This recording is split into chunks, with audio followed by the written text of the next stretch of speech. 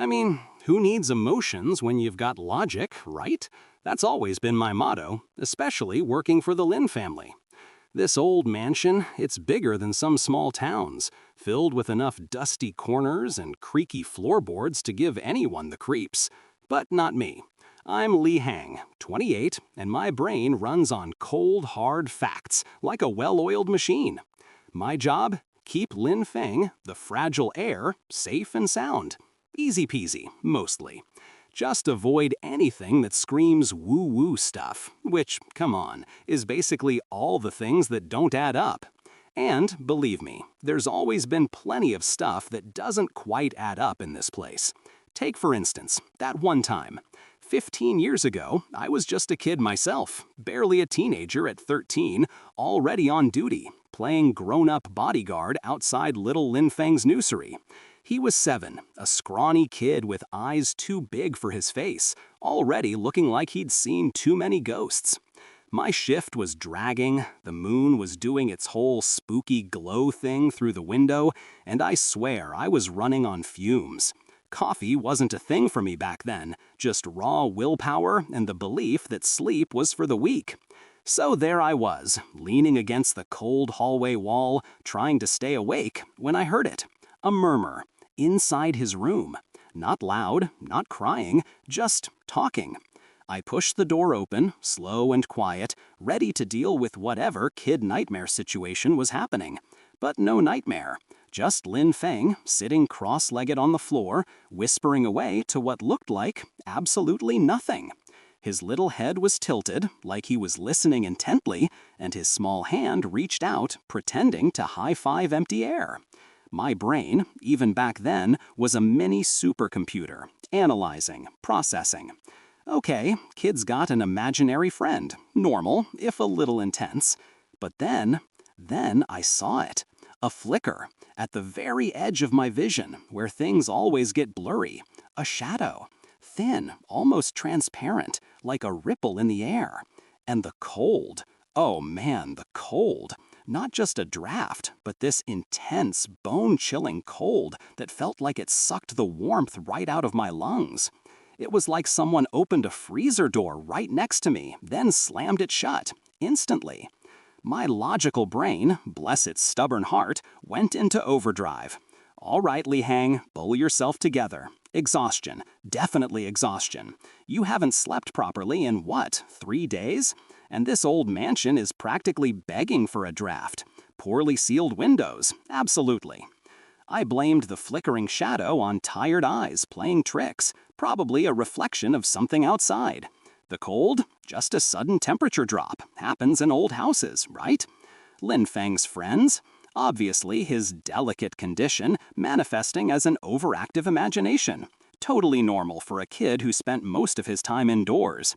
I locked that memory away, deep in the mental filing cabinet labeled unprofessional lapses.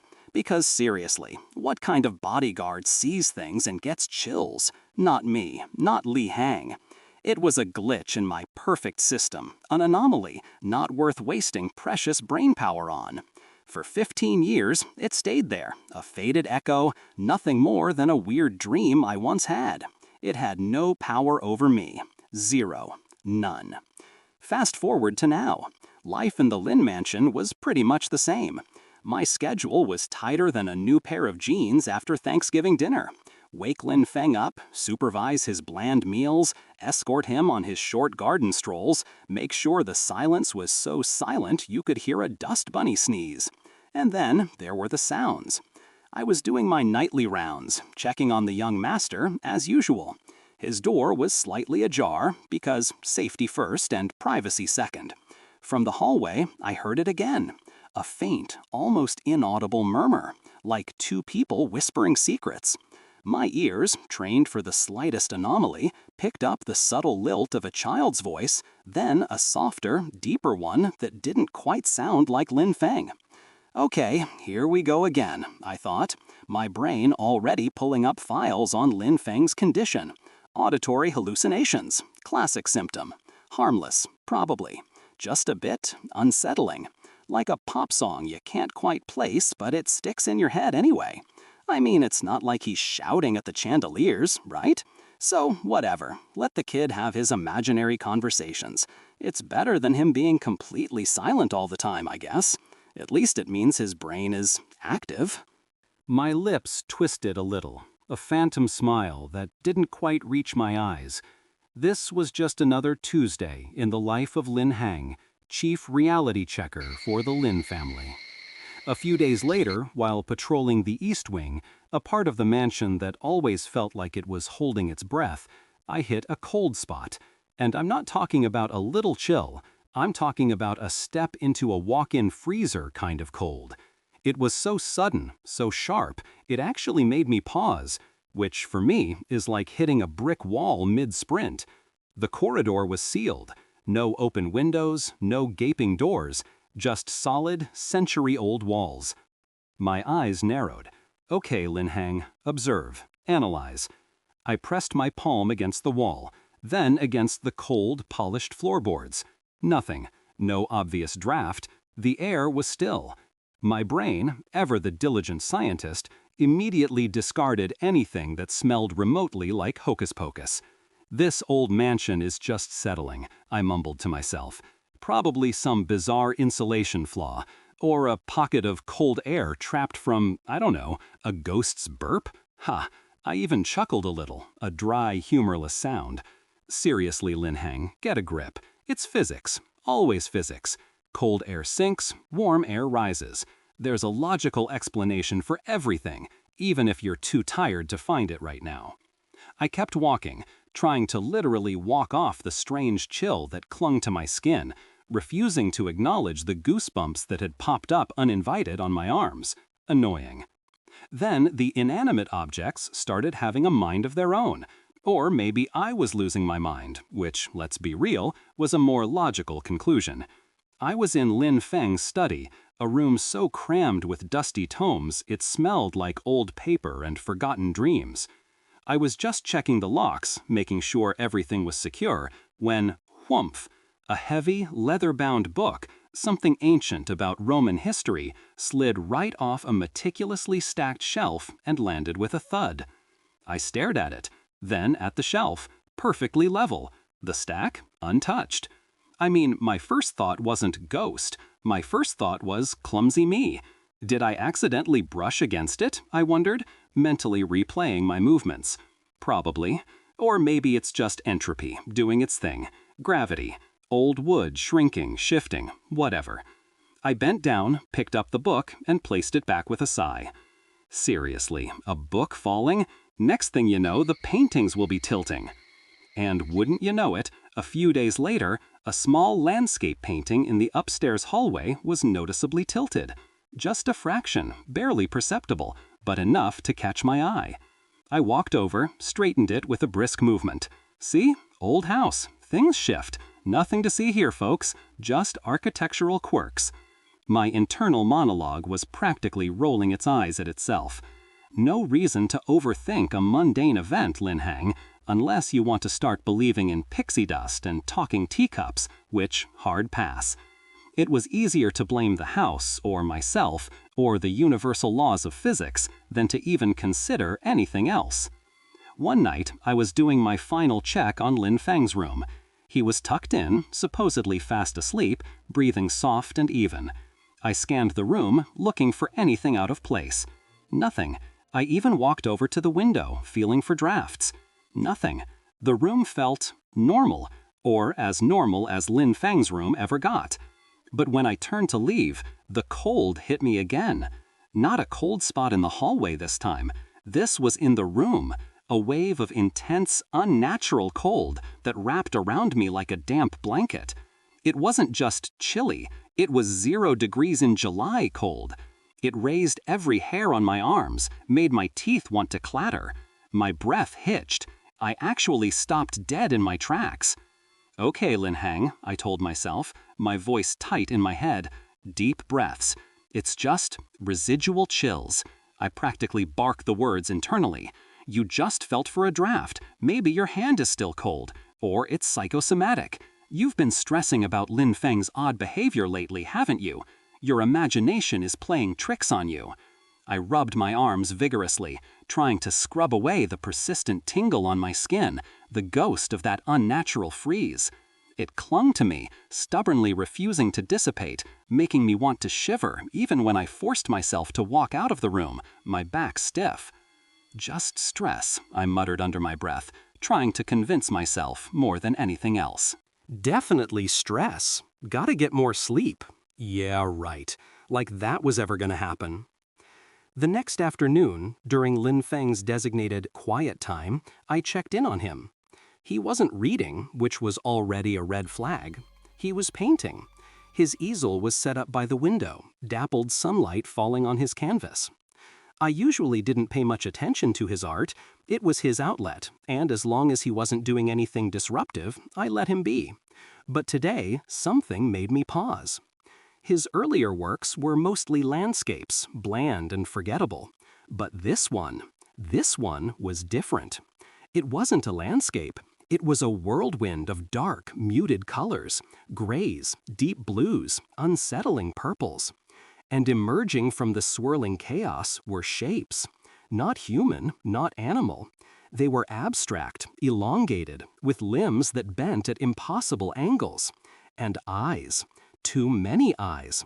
Some were wide and staring, some were narrowed slits, but they all seemed to follow me, even as I just glanced at the canvas. They weren't friendly eyes, they were watching. A cold dread, entirely separate from any physical chill, started to creep up my spine.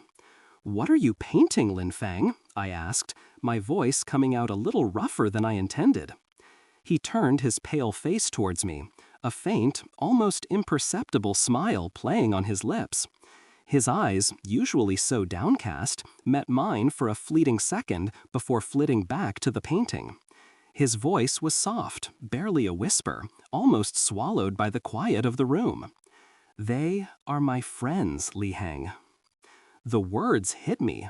My friends. Not my imaginary friends, just my friends.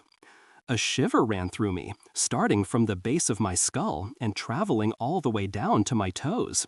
It wasn't the bone-chilling cold from the hallway. This was something else, deeper. It felt like a tiny, almost invisible crack had just appeared in the solid, logical fortress I had built around myself for years. The memory of a small boy whispering to thin air, a shadowy flicker, an unnatural cold. It slammed into me with a force I hadn't expected.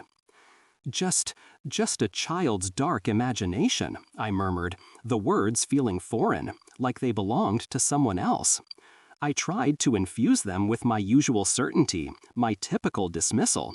But this time, the conviction wasn't as absolute. It felt thin, stretched, like a thread about to snap.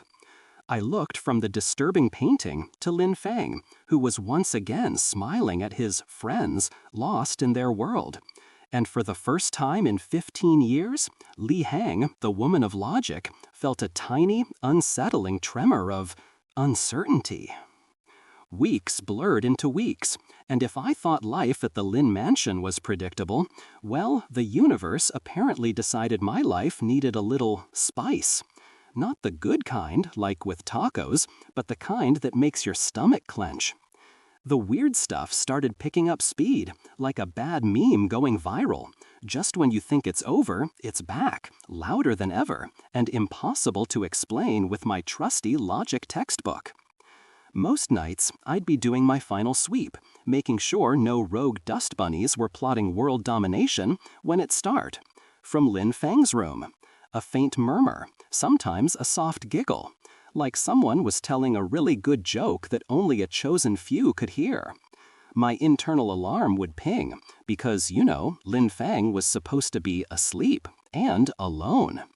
But every single time, I'd push the door open, quiet as a ninja in fuzzy slippers, and there he'd be, tucked under his silk sheets, breathing all soft and even, looking like an angel who wouldn't hurt a fly, much less entertain secret midnight guests. "Old pipes," I'd mumble to myself, rubbing my temples. "Definitely old pipes. Or maybe the house is settling, and the sounds just bounce weirdly. Acoustic anomalies. Or, Li Hang, you're just tired. Auditory pareidolia. Your brain's just making patterns out of noise, like seeing faces in clouds. Totally a thing. Psychology 101 for crying out loud. It wasn't fear, exactly. More like a persistent, annoying itch I couldn't scratch, or a fly buzzing that just wouldn't quit. My super logical brain was getting a workout, but it was the kind that just made you want to throw your running shoes at the wall. Mrs. Zhao, I said one morning, trying to sound casual as I watched her meticulously polish a silver tea set, Mr. Lin Feng seems to have quite the, active imagination. I paused, hoping for a bite. Always talking to himself, or, well, to empty air, is that something he's always done? She paused, her polishing cloth momentarily still.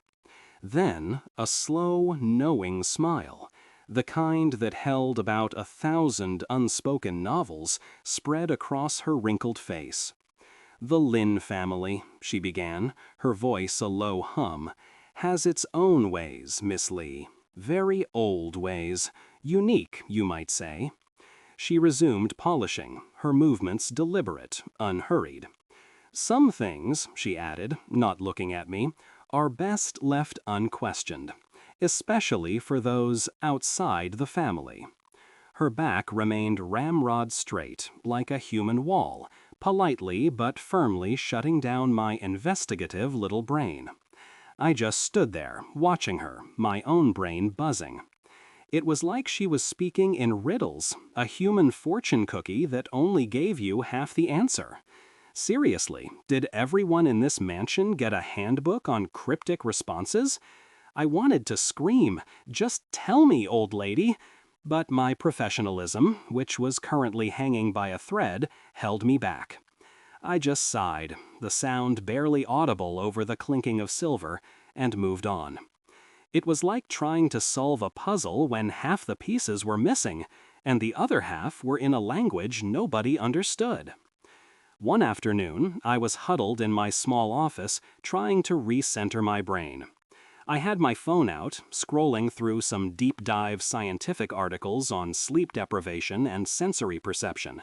You know, just to reinforce my belief in science. The TV in the corner was on, muted, playing some local news report.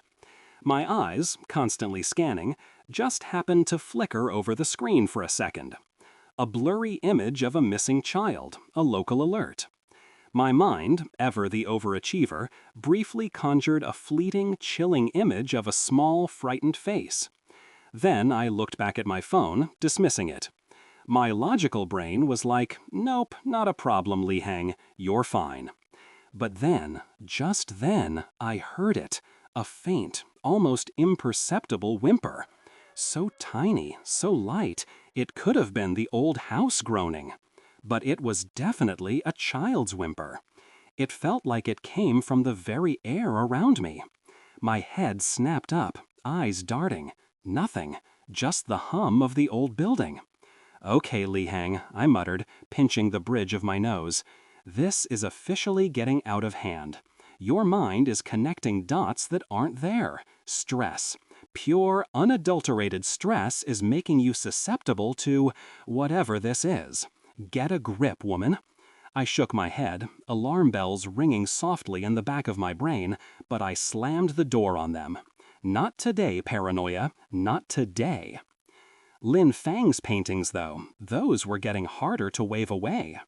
His earlier stuff was like, meh, landscapes, generic enough to hang in a dentist's office. Now his canvases were different. They were vibrant, yes, but in a disturbing way. There were often faces, pale and distorted, seemingly pressed against an invisible pane of glass, eyes wide and desperate. Or, even more unsettling, tall, elongated, shadowy figures, just at the edge of the frame, standing behind a more normal-looking scene, their presence an undeniable weight. When I'd ask him, he'd just offer that faint, unnerving smile. "They are the ones," he'd whisper, his voice like dry leaves rustling, "my guardians." My logical brain, bless its stubborn little heart, tried to process. His art reflects his internal struggles, a creative, albeit morbid, outlet for his isolation. I even found myself Googling Jungian archetypes in adolescent art. Desperate times, desperate measures. But even as I typed, a cold knot of something unscientific started to form in my gut. And then there was the hum, always the hum, a low, vibrating thrum that seemed to emanate from the very stone and wood of the old mansion. It wasn't loud, but it was constant, a low-frequency drone that felt like it was living inside my skull. One evening, after a particularly long day of deciphering Lin Fang's latest Guardian painting, I just couldn't take it anymore. All right, brain, I told myself, we need a distraction, a sophisticated distraction. So I put on some classical music. Bach, probably, because nothing says logic and order like Bach. I cranked it up, hoping to drown out the infernal hum. But instead of disappearing, the hum changed. It became sharper, clearer, almost taking on a rhythmic quality. It didn't fight the music. It harmonized with it, a menacing, dissonant counterpoint that made the beautiful classical piece sound like a dirge. It was like the house was singing along, but in a way that scraped against my nerves. I stood there, rooted to the spot, listening to the unsettling duet. Acoustic resonance, perhaps? I mumbled, my voice a strained whisper. Or an electrical fault I haven't located yet.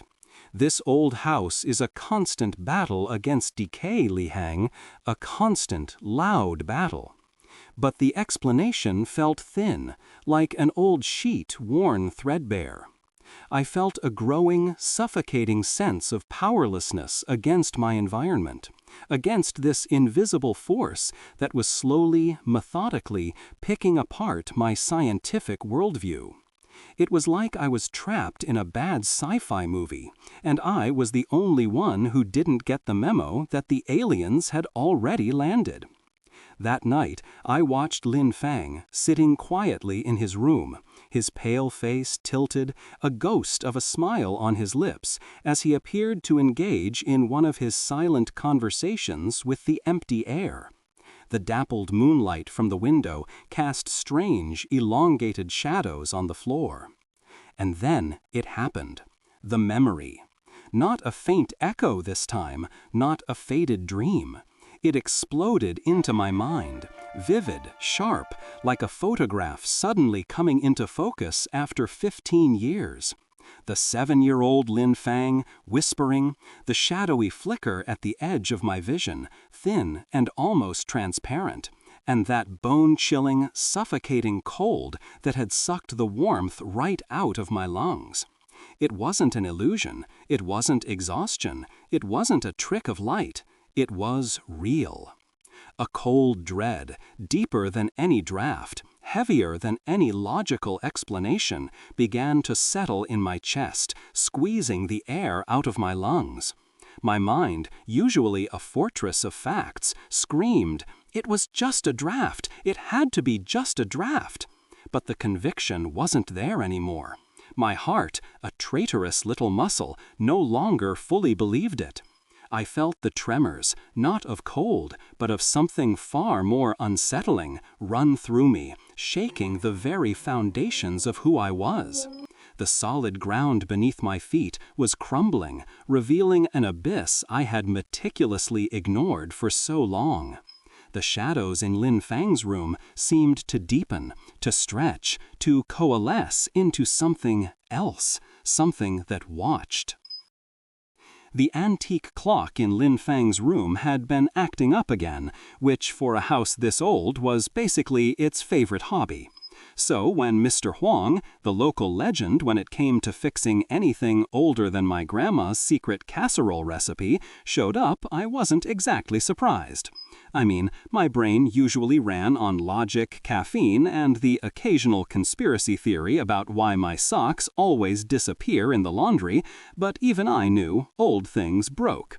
And Mr. Huang, he was like a walking, talking history book, but way less dusty. He knew all the local gossip, all the old tales, and definitely knew his way around a rickety old mechanism. He was exactly the kind of person you wanted around when your perfectly logical life was, shall we say, taking a detour through a dimension where nothing made sense.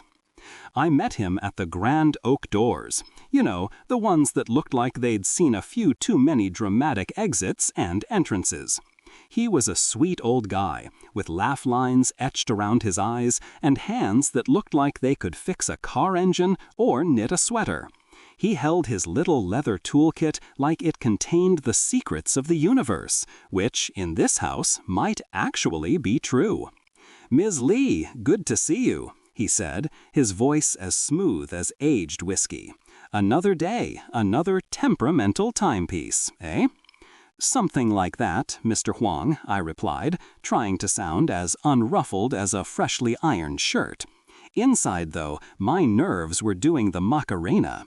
After the past few weeks, and especially after that memory bomb dropped on me last night, I was basically a walking bundle of raw nerves wrapped in a professional veneer. My brain, the poor thing, was still trying to file away the fact that maybe, just maybe, I hadn't been imagining things. And that was a scary thought, even for someone who prided herself on being the queen of cold, hard facts. I led him up the grand staircase, the kind that creaked in all the right places, making you wonder what stories it had heard. Every step felt heavier than the last. We reached Lin Feng's room, and as I pushed open the door, a wave of cool air, the kind that made the hairs on my arms stand up, washed over us. It wasn't a draft, I knew that now. My logic, that trusty old friend, had packed its bags and left a dearly hang note saying it needed a long vacation. Lin Feng was there, sitting by the window, sketching. His head was tilted, his pale face illuminated by the afternoon light, and his thin hands were reaching out, almost like he was playing patty cake with someone only he could see. He looked utterly serene, lost in his own world, a world that was definitely getting less and less metaphorical by the second. That familiar, almost imperceptible hum was there too, a low thrum that now, to my newly enlightened ears, sounded less like faulty wiring and more like, well, something else entirely, something ancient, something that belonged here. Mr. Huang paused at the doorway, his eyes, wise and kind, sweeping over Lin Feng. He didn't flinch, didn't show an ounce of surprise. Instead, a gentle smile, the kind you'd give a beloved grandchild, played on his lips. Then he turned to me, his gaze entirely benign. It was like he was looking at the most normal thing in the world, like Lin Feng was just humming to a potted plant, not having a silent tea party with whatever those friends were. This was it, the moment of truth, or more accurately, the moment where I had to pretend my truth was the truth, even though it felt like my brain was running on empty, trying to make sense of a scrambled egg. I took a deep breath, mentally crossing my fingers and toes, hoping my voice wouldn't crack. "Young Mr. Lin still has his imaginary friends, you see," I began, my tone professional, but with an underlying current of forced normalcy. It was like I was trying to convince myself more than Mr. Huang. "You know, these old mansions, Mr. Huang, they often have strange drafts, especially around sensitive areas like this. They can feel quite cold, even in summer." I even managed a little shrug, trying to sell the narrative that this was all just old house quirks, just drafts, nothing to see here, folks, move along.